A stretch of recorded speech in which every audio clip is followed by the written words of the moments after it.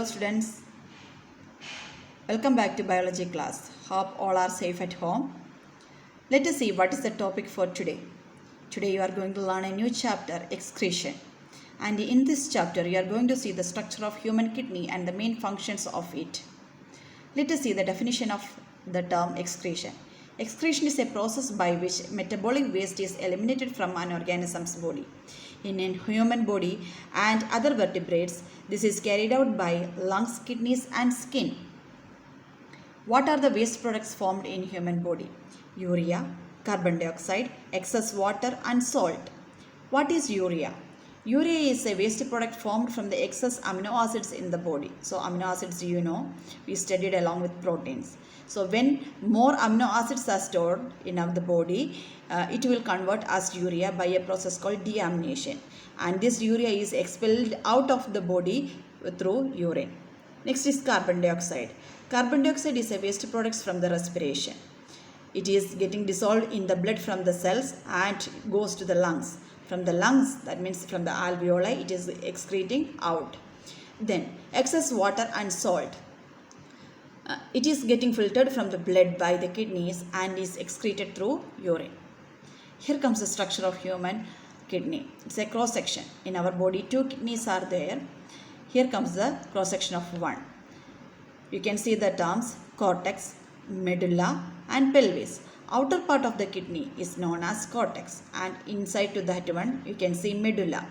And inner to the medulla there is a part called pelvis. This pelvis is having a connection to a tube called ureter, and from the pelvis the excreta, that means the filtered urine, the liquid, waste liquid is going out of the kidney through ureter. Ureter is having a connection to a bladder, and the bladder is having another connection called urethra. So in our body 2 kidneys are there. Both the kidneys are having ureter and both are connected to the urinary bladder. And all together, and also you can see the structure of renal artery and renal vein. So all together this brings the structure of human urinary system. Here comes the explanation. The kidneys are a pair of bean-shaped organs in our lower back. They are 7 to 10 cm long and are the major excretory organ. It also performs the osmoregulatory function. Along with the ureter, urinary bladder and urethra, they make up the urinary system. It is in this system that urine is produced and excreted by from the body by a process called urination. Here comes the structure of urinary system. You can see both kidneys are having connection with the ureter, and ureter is leaving its urine to urinary bladder, and through the urethra it is going out of the body. Here comes more detailed diagram. Inside the human body 2 kidneys, and these are connected with urinary bladder through ureter, and from the urinary bladder urine is going out through urethra. Renal artery brings blood with the waste products to the kidney to be cleansed. After the blood is cleansed, it returns to the heart via renal vein. So, let us have a look again. Renal artery and renal vein. So, just now we heard the function of both. Renal artery brings waste blood or the blood with the waste product to the kidney. After the cleaning process, renal vein that clean blood or the good blood back to the heart. Okay. Now, waste flow through the ureter as urine to the bladder, and there it is getting stored. When the bladder is full, stretch receptors in its wall triggers a response, that is the sensation of urination. The muscles in the wall contracts and the sphincter muscles relaxes, and due to this relaxation urine is excreted through the urethra. So sphincter muscles. So if the sphincter muscle is contracted, you can see the structure here. Sphincter, S-P-H-I-N-C-T-S, sphincter muscles. When it is contracted, we won't feel the urination sensation. If it is loose or relaxed, we will feel the urination sensitivity. Then we will pass the urine. Okay. And one another term, both the kidneys are enclosed with a protective fibrous capsule. So that is known as renal capsule. In the picture that is not included. So renal capsule is the outermost covering of the kidney. Then here comes the definition, means explanation of all. Cortex, that is the outer region. It has more uneven texture than the medulla. The renal capsule, proximal convoluted tubule and the distal convoluted tubule of the nephron are located here. So this is for the advanced studies. Anyway, these terms we will study very soon. Okay, so here comes a word nephron. Nephrons are the functional units of the kidney. Okay, we will see the structure again. Then next is medulla. So outermost part is cortex and next is medulla. It is an inner region consisting of zones known as pyramids. So with the surrounds to the pelvis. So it is closely related to the pelvis.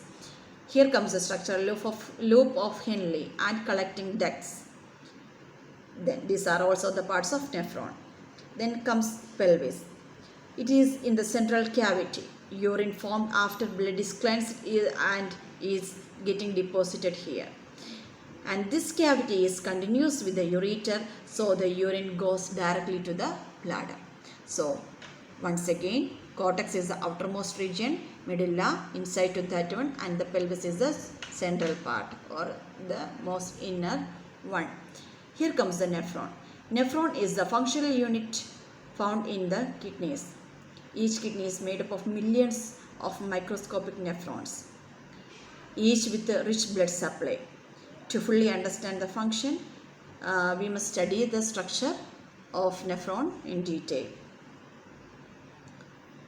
See, this structure we will study in detail later, okay? This is the structure of nephron. Like this, in our kidney, millions of nephrons are located. Here comes the functions of kidney. It is carrying excretory functions, homeostatic functions, endocrine functions and metabolic functions. In detail, homeostatic functions. It regulates blood volume and blood pressure. How?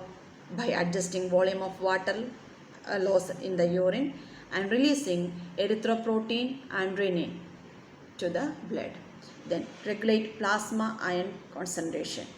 Sodium, potassium and chloride ions are getting controlled by the kidney functions. Then it also regulates calcium ion levels. Next one, it helps to stabilize blood pH by controlling the loss of hydrogen ions, and bicarbonate. It helps to maintain the pH of blood. Then it also conserves valuable nutrients by preventing excretion. While excreting organic waste products, it controls to reabsorb valuable nutrients. So detoxifying functions also performed by the kidney. Then next is metabolic function. Kidney performs gluconeogenesis during period of starvation. That means when we are having no food in the body or when we are fasting, that time the stored food is getting converted to the useful glucose by the kidney function.